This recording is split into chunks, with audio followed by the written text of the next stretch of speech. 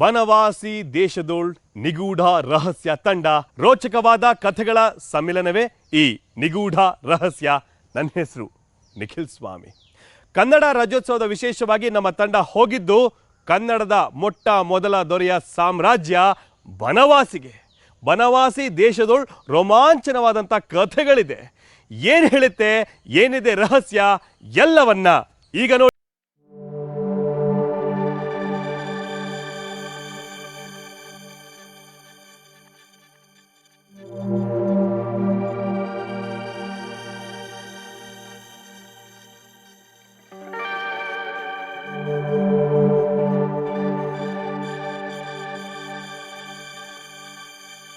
ವಾಸಿ ಈ ಸುಂದರ ಪರಿಸರದಲ್ಲಿ ನಿರ್ಮಾಣವಾಗಿದ್ದು ಕರ್ನಾಟಕದ ಪ್ರಪ್ರಥಮ ರಾಜಧಾನಿ.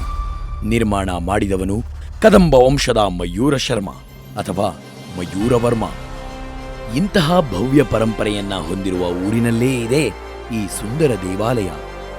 ಕದಂಬರಷ್ಟೇ ಅಲ್ಲ, ಹಲವು ರಾಜಮನೆತನಗಳಿಂದ ಪೂಜಿಸಿಕೊಂಡು ಬಂದಿರುವ ಈ ದೇವಾಲಯದಲ್ಲಿ ಪ್ರತಿಷ್ಠಾಪಿತನಾಗಿರುವ ದೇವನಾರು ಅಂದರೆ ಆತನೇ ಮಧುಕೇಶ್ವರ.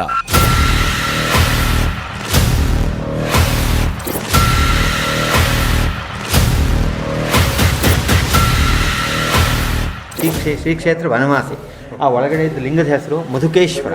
ಮಧು ಅಂದರೆ ಏನು? ಜೇನುತುಪ್ಪ. ಜೇನುತುಪ್ಪದ ಬಣ್ಣದಲ್ಲಿ ಲಿಂಗ ಇರುವುದರಿಂದ ಮಧುಕೇಶ್ವರ.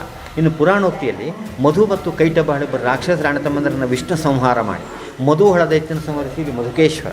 ಶಿವಮೊಗ್ಗ ಜಿಲ್ಲೆ ಅನಮಟ್ಟಿ ಅಂತ ಒಂದು ಊರಿದ್ದು, ಅಲ್ಲಿ ಕೈಟಬಾಳವನ್ನು ವಧೆ ಮಾಡಿದ್ದಕ್ಕೆ ಕೈಟಬೇಶ್ವರ ಲಿಂಗವನ್ನು ವಿಷ್ಣು ಸ್ಥಾಪಿತ ಲಿಂಗ. ಈ ದೇವಾಲಯ ಚತುರ್ಯುಗ ಪ್ರತಿಷ್ಠಿತ ಅಂತ ಹೇಳ್ತಾರೆ. ಒಂದು ಯುಗದಲ್ಲಿ ಸ್ಥಾಪನೆ ಮಾಡಿದ್ದಾರೆ. 4 ಯುಗದಿಂದಲೂ ಇದ್ದಂಥ ದೇವಾಲಯ.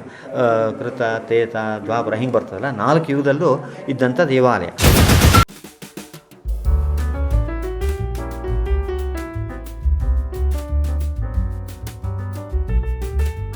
ಈ ಒಳಗಡೆ ಭಾಗ 1800 ವರ್ಷಗಳ ಹಿಂದೆ ಬಾದಾಮಿ ಚಾಲುಕ್ಯ ಶೈಲಿಯಲ್ಲಿ ಬಾದಾಮಿ ಗುಹೆಯ ಮಾದರಿಯಲ್ಲಿ ಶಾತವಾಹನ ರಾಜ ಕಳಿಸಿದ್ರು. ಇತಿಹಾಸದ ಪ್ರಕಾರ, ಅಂದರೆ ದಾಖಲೆ ಪ್ರಕಾರ. ಈ ಹೊರಗಡೆದ ಮಾತ್ರ, ಈ ಬಾಗಿಲು ಹೊರಗಡೆದ ಮಾತ್ರ ಹೊಯ್ಸಳ ಶೈಲಿಯಲ್ಲಿ ಕದಂಬರು ಕಳಿಸಿದ್ದಾರೆ. ಅಂದರೆ ಈ ಸ್ಟೆಪ್ಪಾಗಿ ಈ ದೇವಾಲಯ ಬೆಳವಣಿಗೆ ಆಗಿದ್ದೆ ಹೊರತು ಒಂದೇ ಸ್ಟೆಪ್ನ ಕಟ್ಟಿದ ಗುಡಿ ಅಲ್ಲ.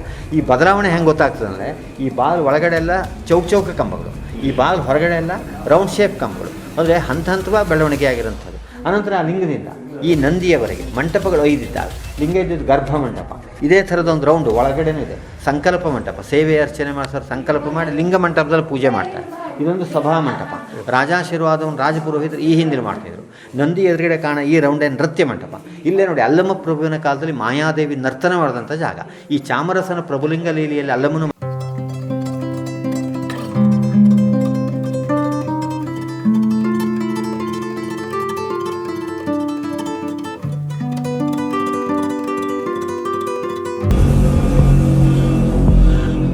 ನಂದಿ ನೋಡಿ, ಮುಖ ನೇರವಾಗಿಲ್ಲ, ಸ್ವಲ್ಪ ಕ್ರಾಸ್ ಇದೆ, ಹೌದಾ? ಎಡಗಣಿಂದ ತಂದೆ ಶಿವನನ್ನು, ಬಲಗಣಿಂದ ತಾಯಿ ಪಾರ್ವತಿಯನ್ನು. ಒಂದು ಸಂಸ್ಕೃತ ಶ್ಲೋಕದೆ, ವಾಗರ್ತಾವ್ಯ ಸಂಪೃಕ್ತವು ಆಗರ್ತ ಪ್ರತಿಪತ್ತೆಯೇ ಜಗತಃ ಪಿತರವು ಒಂದೇ ಪಾರ್ವತಿ ಪರಮೇಶ್ವರ ಅಂತ. ಎಡಗಣಿಂದ ತಂದೆ ಶಿವನನ್ನು, ಬಲಗಣಿಂದ ತಾಯಿ ಪಾರ್ವತಿಯನ್ನು ಸಮಾನ ದೃಷ್ಟಿಯಿಂದ ನೋಡ್ತಾನೆ.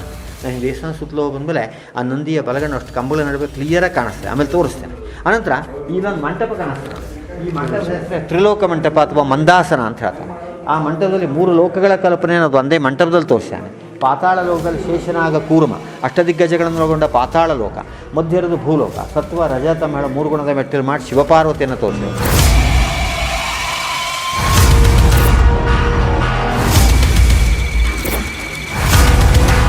ಈ ವಾಹನ ಸಮೇತರಾಗಿ ಅಷ್ಟದಿಕ್ಪಾಲಕರನ್ನ ಆಗಮೋಕ್ತ ವಾಸ್ತುಶಿಲ್ಪದ ಪ್ರಕಾರ ಇಟ್ಟಿರೋದು ಈ ಕ್ಷೇತ್ರದ ವಿಶೇಷ. ಉಳಿದ ಕ್ಷೇತ್ರಗಳಲ್ಲಿ ಈ ಥರ ಸಿಂಗಲ್ಲಾಗಿ ಒಂದೇ ಬದಿಗೆ ಇಟ್ಟಿರ್ತಾರೆ. ಇಂದ್ರಾದಿ ಅಷ್ಟದಿಕ್ಪಾಲಕರು ಇಲ್ಲಿ ಸಿಂಗಲ್ ಆಗಿದ್ದಾರೆ. ಇಲ್ಲಿ ಹಾಗೆಲ್ಲ ಪತ್ನಿ ಮತ್ತು ವಾಹನ ಸಮೇತರಾಗಿ ಆಗಮೋಕ್ತ ವಾಸ್ತುಶಿಲ್ಪದ ಪ್ರಕಾರ ಈ ದೇವಾಲಯ ಇದೆ. ಪೂರ್ವ ದಿಕ್ಕಿನಲ್ಲಿ ಇಂದ್ರ, ಐರಾವತ ವಾಹನ ಶಚಿದೇವಿ ಸಹಿತನಾಗಿದ್ದಾನೆ. ಆಗ್ನೇಯಕ್ಕೆ ಅಗ್ನಿ, ಟಗರು ವಾಹನ ಸ್ವಾಹಾದೇವಿ ಪತ್ನಿ, ದಕ್ಷಿಣಕ್ಕೆ ಯಮ, ಕೋಣವಾಹನ ಶ್ಯಾಮಲಾದೇವಿ ಪತ್ನಿ. ಹೀಗೆ 8 ದಿಕ್ಕಿಗೂ ಇಟ್ಟಿದ್ದಾರೆ. ಮತ್ತು ನೀವು ಯಾವುದೊಂದು ಕ್ಷೇತ್ರ ಯಾತ್ರೆ ಹಿಂಗೆ ಪ್ರವಾಸಕ್ಕೆ ಟೂರಿಗೆ ಅಂತ ಹೋದಾಗ ಮನೆಗೆ ಹೋಗ್ಬೇಕಾರೆ ನೆನಪಿರಲಿ ಹೇಳಾರು ಒಂದು ಫೋಟೋ ಪುಸ್ತಕ ಒಯ್ತಾರೆ, ಹೌದಾ? ಕದಂಬರಾಜರು ಭಕ್ತರ ಕಾಲದಲ್ಲಿ ಆ ಫೋಟೋ ಬುಕ್ ಫೆಸಿಲಿಟಿ ಇರಲಿಲ್ಲ. ಕ್ಷೇತ್ರ ಯಾತ್ರೆಗೆ ಪ್ರವಾಸಕ್ಕೆ ಹೋಗಿ ಬಂದವರು ಒಂದೊಂದು ಮೂರ್ತಿಗಳನ್ನೇ ಕೆತ್ಸ್ಕೊಂಡು ಇಲ್ಲಿ ಗುಡಿ ಕಷ್ಟು ಪೂಜೆ ಮಾಡಿದ್ದಾರೆ. ನೀವು ಈ ಬನವಾಸಿ ಕ್ಷೇತ್ರಕ್ಕೆ ಒಂದು ಬಂದುಬಿಟ್ರೆ ಇಡೀ ಭಾರತ ದರ್ಶನ ಮಾಡ್ದಂಗೆ, ಆಲ್ ಇಂಡಿಯಾ ಟೂರ್ ಮಾಡೋದು ಅಂತ ಹೇಳ್ತಾರಲ್ಲ, ಹಾಗೆಲ್ಲ ಬಹುತೇಕ ಕ್ಷೇತ್ರಗಳನ್ನು ತಂತ ಸ್ಥಾಪನೆ ಮಾಡಿದ್ದಾರೆ.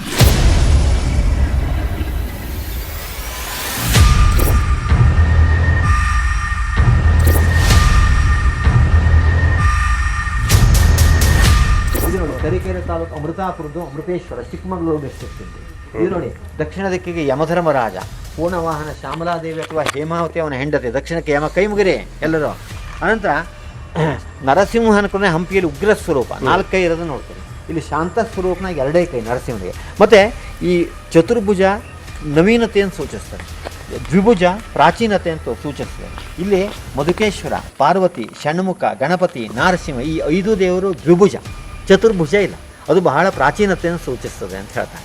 ಅನಂತರ ಇದು ಕೇದಾರನಾಥದ ಲಿಂಗ, ಇದು ಕೇದಾರೇಶ್ವರ, ಹಿಮಾಲಯದ ಕೇದಾರನಾಥದ್ದು. ಇದು ನೋಡಿ, ಕೋಲಾರ ಡಿಸ್ಟ್ರಿಕ್ಟ್ ಚಿಂತಾಮಣಿಯಿಂದ ತಂದಿರೋದು ಗಣಪತಿ, ಕೋಲಾರ ಚಿಂತಾಮಣಿದು. ಇದು ನೋಡಿ, ಅಷ್ಟದಿಕ್ಪಾಲಕರಲ್ಲಿ 4ನೇ ನೈಋತ್ಯ ದಿಕ್ಕಿನ ಅಧಿಪತಿ, ರಾಕ್ಷಸ ವಾಹನ ದೀರ್ಘಾದೇವಿ ಪತ್ನಿ. ಇದು ನೋಡಿ, ದುಂಡಿ ರಾಜ ಗಣಪತಿ ಬನವಾಸಿಯವರೇ ಮಾಡಿರೋದು. ಈ ಪ್ರಾಕಾರದ ಗೋಡೆಯನ್ನು ನೋಡಿ, 12ನೇ ಶತಮಾನ ಕಾಲದಲ್ಲಿ ಕದಂಬ ರಾಜರೇ ಕಟ್ಟಿಸಿರೋದು. ಜಂಬಿಟ್ಗೆ ಅಂತ ಹೇಳ್ತಾರೆ, ಲ್ಯಾಟರೈಟ್ ಸ್ಟೋನ್ ಅಂತ ಹೇಳ್ತಾರೆ.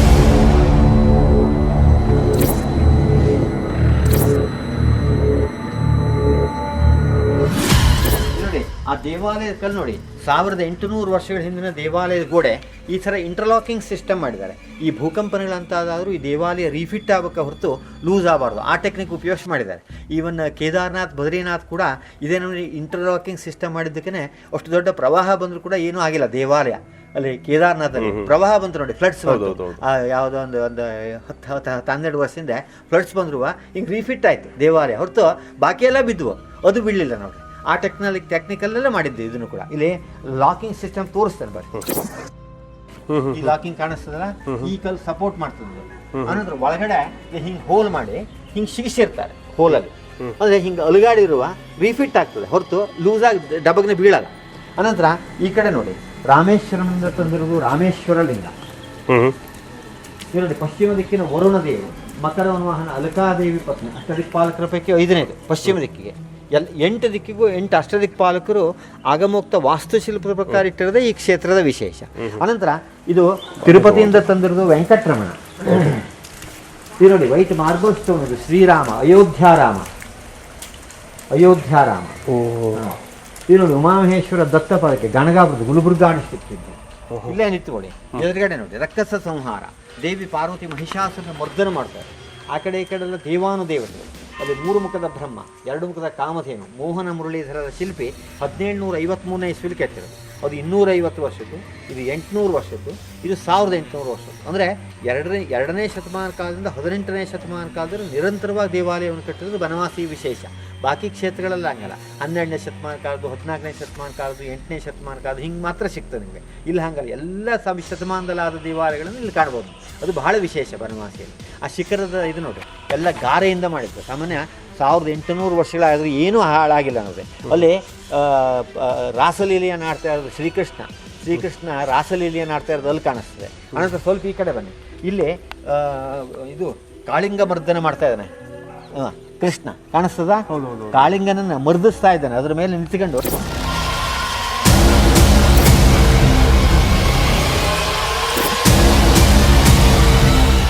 ಕನ್ನಡದ ಮೊಟ್ಟ ಮೊದಲ ದೊರೆ ಮಯೂರ ವರ್ಮನ ನಾಡಿನಲ್ಲಿ ನಮ್ಮ ತಂಡ. ಈ ಮಧುಕೇಶ್ವರ ನಮ್ಮ ಮಯೂರ ವರ್ಮನಿಗೆ ಮತ್ತೊಂದು ಶಕ್ತಿ. ಈ ದೇವಸ್ಥಾನದ ಸುತ್ತ ದೇಶದ ಎಲ್ಲ ಕಡೆಯಿಂದ ವಿಗ್ರಹಗಳನ್ನು ತರಿಸಿ ಪೂಜೆ ಮಾಡ್ತಿದ್ದಾರೆ. ನೀವು ಕಾಶಿಗೆ ಹೋದಷ್ಟೇ ಫಲ ಇಲ್ಲಿ ಸಿಗುತ್ತಂತೆ. ಯಾಕೆ, ಏನಿದೆ ರಹಸ್ಯ, ಎಲ್ಲವನ್ನ ಈಗ ನೋಡಿ.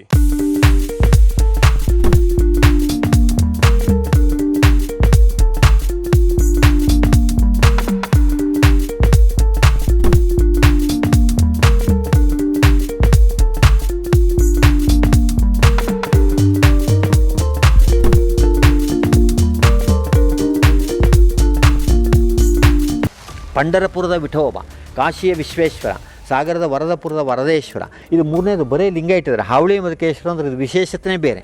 ಈ ಮುಸ್ಲಿಮರು ಹಿಂದೂ ದೇವಾಲಯದ ಮೇಲೆ ಅಟ್ಯಾಕ್ ಮಾಡ್ತಿದ್ರು ಹೌದಾ, ಆ ಸಂದರ್ಭದಲ್ಲಿ ಆ ಮಧುಕೇಶ್ವರನ ಗರ್ಭುಡಿ ಬಾಲಿ ಅವ್ರು ಬರೋ ಹೊತ್ತು ಒಂದು ಗೋಡೆ ಕಟ್ಟಿ ಒಂದು ಡೂಪ್ಲಿಕೇಟ್ ಲಿಂಗ ಅಲ್ಲಿ ಎದುರುಗಡೆ ಇಟ್ಟು ಒಳಗಡೆ ಲಿಂಗ ರಕ್ಷಣೆ ಮಾಡಿದ್ದು. ಆ ಹಾವಳಿ ತಪ್ಪಿಸಿದಕ್ಕೆ ಅದ್ರ ಹೆಸರೇ ಹಾವಳಿ ಮಧುಕೇಶ್ವರ, 3rd ಒನ್. ಅನಂತರ ಇಲ್ಲಿ ಬನ್ನಿ, ಈ ಗ್ರಿಲ್ ಒಳಗಡೆ ಇರೋದೇ ಇದು ಜಗತ್ ಪ್ರಸಿದ್ಧವಾದ ಕಲ್ಲಿನ ಮಂಚ. ನಿಮಗೆ ಈ ಬನವಾಸಿಯನ್ನು ಬಿಟ್ಟರೆ ಈ ಜಗತ್ತಿನಲ್ಲೇ ಮತ್ತು ಈ ಥರದ ಕಲ್ಲಿನ ಮಂಚವನ್ನು ನೋಡಲಿಕ್ಕೆ ಸಾಧ್ಯವಿಲ್ಲ. ಈ ಕಲ್ಲು ಮಂಚದ ಈ ಪ್ಲೇಟ್ ಬೆಡ್ ಮೇಲೆ ಒಂದು ಸಂಸ್ಕೃತ ಭಾಷೆಯಲ್ಲಿ ಹಳೆಗನ್ನಡದ ಶಿಲಾಲೇಖ ಬರ್ಕೊಂಡಿದೆ. ಸಿರ್ಸಿ ಹತ್ರ ಸ್ವಾದಿ ಸೋಂದ ಅಂತ ಒಂದು ಊರಿದ್ದು, ಸೋಂದಾ ನಾಯಕರ ಕೊಡುಗೆನೇ ಹೆಚ್ಚು ಅಂತ ಹೇಳಿದ್ನಲ್ಲ ಅವಾಗ. ಸೋಂದಾ ನಾಯಕರು ಇದನ್ನು ಮಧುಕೇಶ್ವರ ಕಾಣಿಕೆಯಾಗಿ ಕೊಟ್ಟಿದ್ದು. ಅದ್ರ ಮೇಲೆ ಒಂದು ಶಿಲಾಶಾಸನ ಬರ್ಕೊಂಡಿದೆ, ಓದ್ತೇನೆ ನಾನು. ಶ್ರೀ ವರುಷೇ ವಿಭವೇ ಋತೌಚ ಶಿಶಿರೆ ಮಾಘಾಕ್ಯ ಮಾಸೇ ಶಿತೆ ಪಕ್ಷೇ ಸತ್ ಶಿವರಾತ್ರಿ ಸೌಮ್ಯ ದಿವಸೇ ಸೋದಾ ರಘುಕ್ಷ್ಮಾಮೃತ ಪರ್ಯಂಕೋ ವಸಂತ ಋತುಕ ಯಾಸ್ಥಾನಿಕೆ ಮಂಟಪೆ ದತ್ತ ಶ್ರೀ ಮಧುಕೇಶ್ವರಾಯ ರುಚಿರ ಶ್ರೀಮದ್ ಜಯಂತೀಪುರಿ ಅಂತ ಬರ್ಕೊಂಡಿದೆ. ಕಲ್ಲಿನ ಮಂಚವನ್ನು ಅದರ ಮೀನಿಂಗ್ ಏನಂದರೆ ಸಂಸ್ಕೃತ ಭಾಷೆ ಹಳೆಗನ್ನಡದ ಶಿಲಾಶಾಸನ. ಯಾವಾಗಲೂ 12ನೇ ಶತಮಾನ ಕಾಲದಲ್ಲಿ ಈ ಸಂಸ್ಕೃತ ಆಡು ಭಾಷೆ ಆಗಿತ್ತು. ಆ ಭಾಷೆಯಲ್ಲೇ ಕನ್ನಡದಲ್ಲಿ ಬರೆದಿತ್ತು. ಸಂಸ್ಕೃತ ಭಾಷೆ ಹಳೆಗನ್ನಡದ ಶಾಸನದಲ್ಲಿ ಬರೆದಾರೆ. ಶಿಶಿರ ಋತುವಿನ ಮಾಘ ಮಾಸದ ಶುಕ್ಲಪಕ್ಷ ಶಿವರಾತ್ರಿ ಬುಧವಾರ ದಿವಸ ತಾನು ಇದನ್ನು ಮಧುಕೇಶ್ವರಿಗೆ ಯಾಕೆ ಕೊಟ್ಟಿದ್ದೇನೆ ಅಂದರೆ ವಸಂತೋತ್ಸವ ನಡೀತದೆ. ವಸಂತೋತ್ಸವ ಅಂದರೆ ಚೈತ್ರ ಮಾಸದಲ್ಲಿ ರಥೋತ್ಸವ ನಡೀತದೆ. ಆ ಸಂದರ್ಭದಲ್ಲಿ ಆ ಪಂಚರೋಹದ ಉತ್ಸವ ಮೂರ್ತಿಗಳನ್ನು ರಥೋತ್ಸವ ಮುಗಿದು ಬಂದ ಮೇಲೆ ಇದ್ರ ಮೇಲೆ ತಂದು ಕೂರಿಸಿ ಶಯನಂಚಮೆ ಅಂತ ಹೇಳ್ತಾರೆ. ಅಂದರೆ ದೇವರಿಗೆ ಶಯನೋತ್ಸವ ಮಾಡೋದು, ಅಷ್ಟಾವಧಾನ ಸೇವೆ ಮಾಡಿ ಮಂಗಳಾರತಿ ಮಾಡುವಂಥ ಪರಿಪಾಠ ಅವತ್ತಿನಿಂದ ಇವತ್ತಿನವರೆಗೂ ನಡೀತಾ ಬಂದಿದೆ. ಸಾಮಾನ್ಯ ಕನಿಷ್ಠ 400 ವರ್ಷಗಳಾದ್ರೂ ಆಗಿದೆ ಅಂತ. ಇದು 10 ಪೀಸ್ ಕಲ್ಲಿಂದ ಮಾಡೋದು, ಒಂದೇ ಕಲ್ಲಲ್ಲ. 4 ಕಾಲು 4 ಕಂಬ 2 ಪ್ಲೇಟು. ಹಂಪಿಯಲ್ಲಿ ಕಲ್ಲಿನ ರಥ ನೋಡಿದ್ರಲ್ಲ, ಇಲ್ಲಿ ಕಲ್ಲಿನ ಮಂಚ, ಜಗತ್ಪ್ರಸಿದ್ಧವಾದ ಕಲ್ಲಿನ ಮಂಚ ಅಂತಲೇ ಪ್ರಸಿದ್ಧಿ.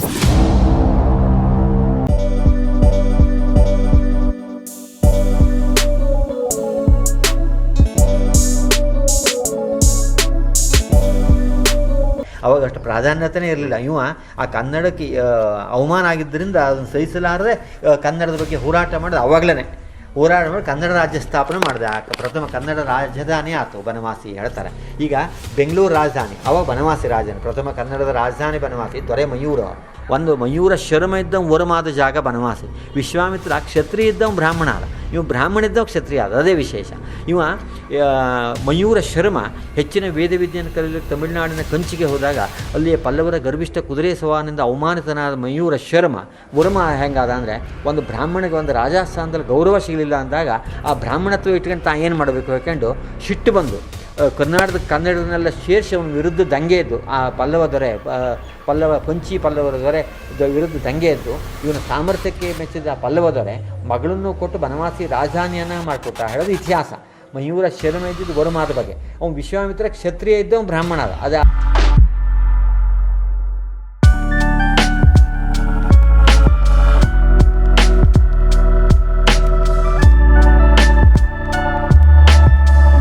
ಮಯೂರ ಶರ್ಮನಂತರ ಮಯೂರ ವರ್ಮ ನಂತರ ಸ್ಕಂದವರ್ಮ, ಅಜವರ್ಮ, ಕಂಗವರ್ಮ, ಕಾಕುತ್ಸವರ್ಮ, ರವಿವರ್ಮ, ಅಜವರ್ಮ ಈ ರೀತಿ ಅನುಕ್ರಮವಾಗಿ ಕದಂಬರಾಜರೆಲ್ಲ ಇಲ್ಲಿ ಬಹಳ ವರ್ಷಗಳವರೆಗೆ ಚಕ್ರವರ್ತಿಗಳಾಗಿ, ಅನಂತರ ಸಾಮಂತರಾಗಿ, ಅನಂತರ ಮಾಂಡಲಿಕರಾಗಿ ಆಳ್ವಿಕೆಯನ್ನು ಮಾಡಿ, ಅನಂತರ 16ನೇ ಶತಮಾನ ಕಾಲದ ನಂತರದಲ್ಲಿ ಈ ಸೋಂದಾ ನಾಯಕರ ಆಳ್ವಿಕೆ ಒಳಪಡ್ತೀವಿ ಬನವಾಸಿ. ಆ ಸೋಂದಾ ನಾಯಕರ ಆಳ್ವಿಕೆ ಸಂದರ್ಭದಲ್ಲೇ ಆ ರಥಗಳನ್ನೆಲ್ಲ ಕೊಟ್ಟಿರ್ತೀವಿ.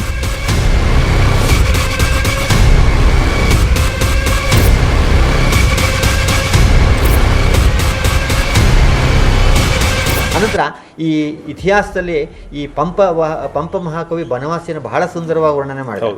ಬರಿದುಂಬಿಯಾಗಿ ಮೇಣು ಕೋಗಿಲೆಯಾಗಿ ಹುಟ್ಟುವುದು ನಂದನವನದೋಳು ಬನವಾಸಿ ದೇಶದೋಳು ಆರಂಕುಶ ಮಿಟ್ಟೊಡಂ ನೆನವುದೆನ್ನಮನಂ ಬನವಾಸಿ ದೇಶಂ ಅಂತ ಬಹಳ ಸುಂದರವಾಗಿ ವರ್ಣನೆ ಮಾಡಿದ್ದಾನೆ. ಅವು ವರ್ಣನೆ ಮಾಡಿದ್ದಕ್ಕೆ ತಕ್ಕ ಅವನು ಮೂಲ ಸ್ಥಳ ಬನವಾಸಿ ಅಲ್ಲ, ತಮಿಳುನಾಡು ಮತ್ತು ಕರ್ನಾಟಕದ ಮಧ್ಯೆ ಇರುವ ಧರ್ಮಪುರಿ ಅಥವಾ ಬೆಂಗಿಪುಳ ಅಂತ ಹೇಳ್ತಾರೆ. ಅವನು ತಾಯಿ ತವರು ಮನೆಯಲ್ಲಿ ಧಾರವಾಡ ಜಿಲ್ಲೆ ಅಣ್ಣಿಗೇರಿಯಿಂದ ಇಲ್ಲಿ ಪ್ರವಾಸಿಯಾಗಿ ಬಂದು ಹೊಗಳಿದವನೇ ಹೊರತು ಅವನು ಮೂಲ ಸ್ಥಳ ಬನವಾಸಿ ಅಲ್ಲ. ಇಲ್ಲಿ ಸೃಷ್ಟಿ ಸೌಂದರ್ಯ ಒಂದು 1000 ವರ್ಷಗಳಿಂದ ಹೊಗಳಿದ್ದಾನೆ. ಈಗೆಲ್ಲ ನಾಶ ಆಗ್ತಾ ಬಂದದ ಕ್ರಮೇಣ ಕಾಲಕ್ರಮದಲ್ಲಿ.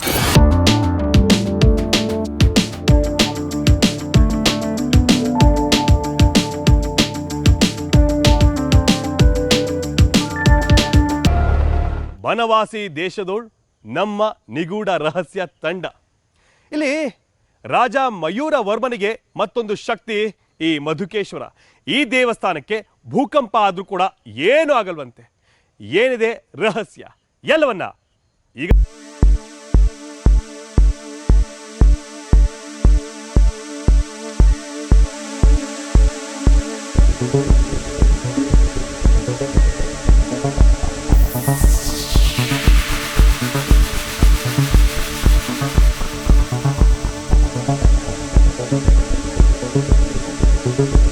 ಇದು ಬಸವಲಿಂಗೇಶ್ವರ. ಹೌದು, ಇದು ಬಸವಲಿಂಗೇಶ್ವರ ಅಂದರೆ ಸೋದೆ ಇಮ್ಮಡಿ ಸದಾಶಿವರಾಯ ಈ ಲಿಂಗ ಗುಡಿಯೆಲ್ಲವನ್ನು ಕೆಚ್ಚಿಕೊಟ್ಟಿದ್ದಾನೆ.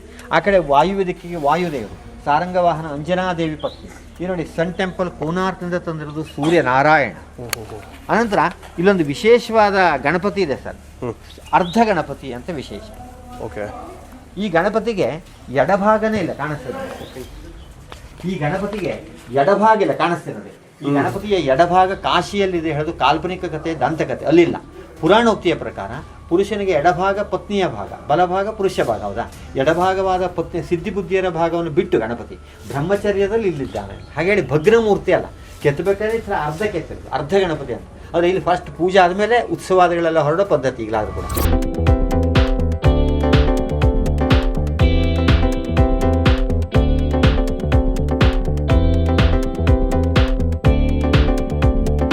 ಇತಿಹಾಸ ಮತ್ತು ಪುರಾಣ ಎರಡರಿಂದನೂ ಪ್ರಸಿದ್ಧಿಯುಳ್ಳ ಕ್ಷೇತ್ರ ಬನವಾಸಿ.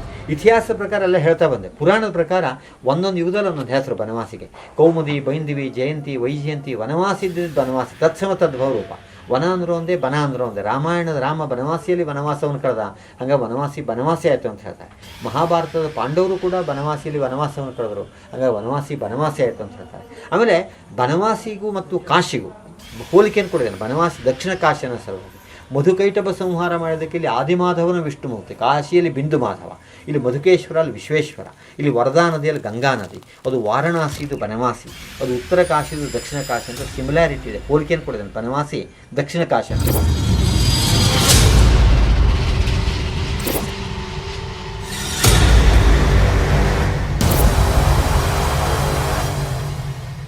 ಅನಂತರದಲ್ಲಿ ಆ ದೇವಾಲಯ ಬಾಗಿಲು ಒಳಗಡೆ ಭಾಗ 2nd ಸೆಂಚುರಿ ಟೆಂಪಲ್ ಅಂತ ಹೇಳಿದ್ನಲ್ಲ, ಅದು 2ನೇ ಶತಮಾನ ಕಾಲದ ದೇವಾಲಯ ಹೌದು ಅಥವಾ ಗ್ಯಾರಂಟಿ ಬಗ್ಗೆ ಆ ಲೆಫ್ಟ್ ಆ್ಯಂಡ್ ರೈಟ್ ಫ್ರೇಮ್ ಮೇಲೆ ಒಂದು ಶಿಲಾಲೇಖ ಬರ್ಕೊಂಡಿದೆ. ಪಾಲಿ ಭಾಷೆ ಅಥವಾ ಬ್ರಾಹ್ಮಿ ಲಿಪಿ ಅಂತ ಹೇಳ್ತಾನೆ. ಶಿವಸ್ಕಂದ ನಾಗಶ್ರೀಗಳ ಚತುರ್ಮುಷದ ರಾಣಿ ಒಳಕೆರೆ ವಿಹಾರಗಳನ್ನು ಕೆತ್ತಿಸಿ ನಾಗಾಶಾಸನವನ್ನು 2ನೇ ಶತಮಾನ ಕಾಲದಲ್ಲೇ ಮಾಡಿಸ್ಕೊಟ್ಲು ಅಂದಮೇಲೆ ಅದ್ರ ತನಕ ಮೊದಲಿಂದೇ ಆಯಿತು ನೋಡಿ ದೇವಾಲಯ.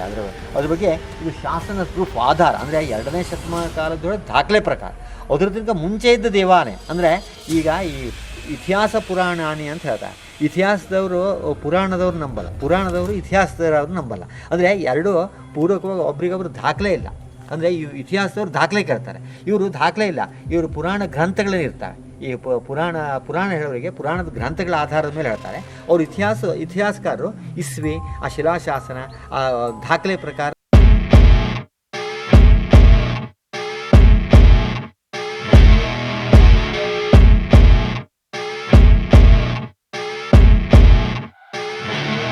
ಇದು ಪಾರ್ವತಿ ದೇವಾಲಯ.